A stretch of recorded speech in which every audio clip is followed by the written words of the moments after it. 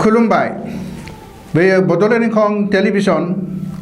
दिनैनि रादाबखौ फरायदों आं प्राणेश्वर ब्रह्मआ दिनैनि गाहाय रादाबाव दं बीजेपी आरो बीपीएफनि गोरोबथाया बायबाय हाग्रामा महिलारिनि अजद हिमन्त बिश्व शर्माया रायजो राजाफोरनि रांखौ लाखोमानानै दोनदों अखिल गगैनि सावगारि आखिनानै साब्रै महरगिरिफोरा हमजादों आसाम बीजेपीनि दैदेनगिरिफोरा दिनै मिरु आफादगिरि जेपी नाड्डाजों जथुमदों आलफा उदांआ दृष्टि राजख'वानि जायगायाव गोदान दैदेनगिरि थिसनबाय दिनैनिफ्राय गवायाव आईएसएल जागायसिगोन दानिया आबुं रादाब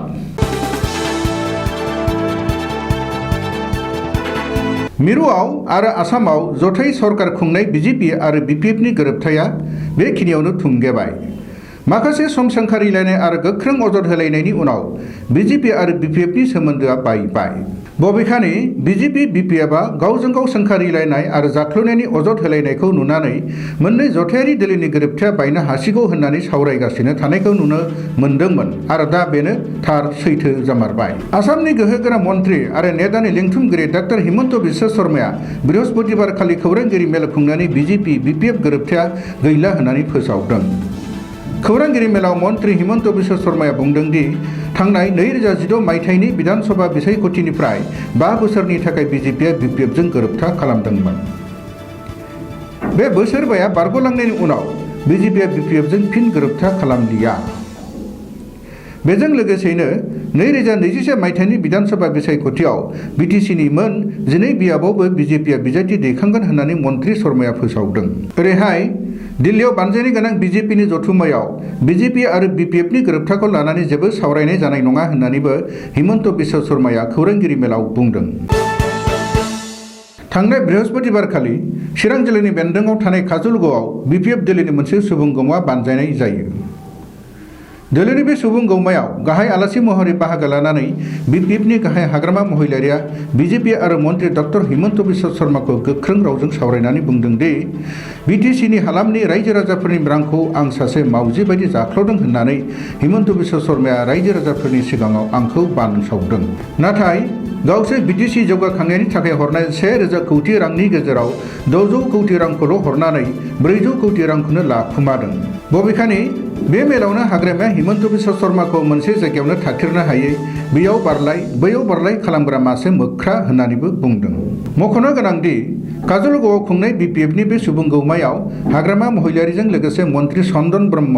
बीपीएफनि बिजाथि पानिराम ब्रह्म आरो मिरु बीपीएफनि गोबांसा दैदेनगिरि आरो सोद्रोमाफोराबो बाहागो लादोंमोन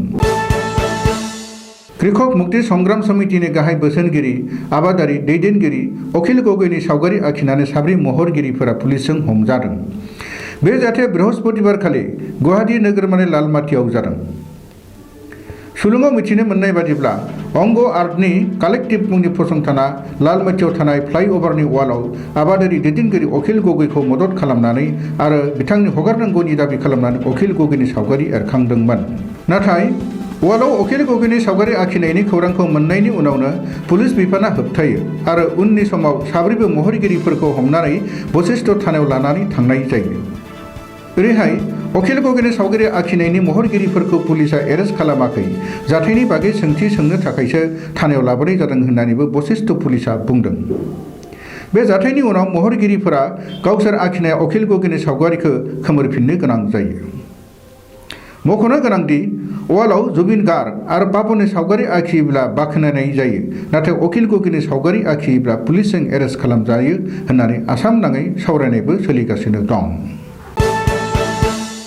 आसाम रायजोआरि बीजेपीनि दैदेनगिरिफोरा दिनै गोदान दिल्लीयाव मिरु बीजेपी आफादगिरि जेपी नाड्डाजों मोनसे जर'खा मेलाव बाहागो लायो जेपी नाड्डाजों सावरायहैनाय बे मेलाव आसाम बीजेपीनिफ्राय बाहागो लाहैदोंमोन गिबि मन्त्रि सर्बानन्द सन'वाल आसामनि गोहोगोरा मन्त्रि आरो नेदानि लिंथुमगिरि डॉ हिमन्त बिश्व शर्मा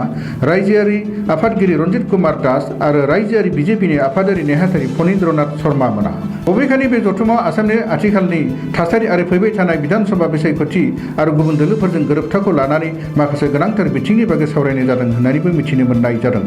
बबेखानि बे जथुमाव आसामनि आथिखालनि थासारि आरो फैबाय थानाय बिधानसभा बिसायख'थि आरो गुबुन दोलोफोरजों गोरोबथाखौ लानानै माखासे गोनांथार बिथिंनि बागै सावरायनाय जादों होननानैबो मिथिनो मोननाय जादों। मख'नो गोनांदि बे मेलखौ दिनै सानजौफुनि 12 रिंगायावनो जथुमनाय बाथ्रामोन,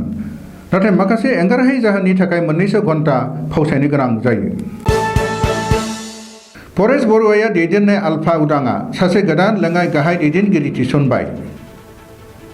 आलफा उदांनि लेङाइ गाहाय धृष्टि राजख'या एबा मनज राभाया बावैसो सान सिगाङावनो आखाइ दैखांनायनि उनाव आफादनि गुबुन सासे दैदेनगिरि self style major Jishnu असमनो Dhrishti राजख'यानि मासिखौ होबाय। आलफा उदांनि गाहाय परेश बरुवाया दिनै गांसे खौरां बिबुंसारनि गेजेरजों जिष्णु असमनो वेस्टार्न कमान्डनि बिबानखौ एबा धृष्टि राजख'यानि मासिखौ होबाय होननानै फोसावदों। बेजों लोगोसेनो जिष्णु असमआ बे मासिखौ सामलायनो हागोन होननानैबो परेश बरुवाया खौरांनि गेजेरजों बिबुंसार होदों। इन्डियान सुपार लिग सुंद'यै आइएसएलआ गोबां नेनायनि उनाव दिनैनिफ्राय गवायाव जागायसिगोन।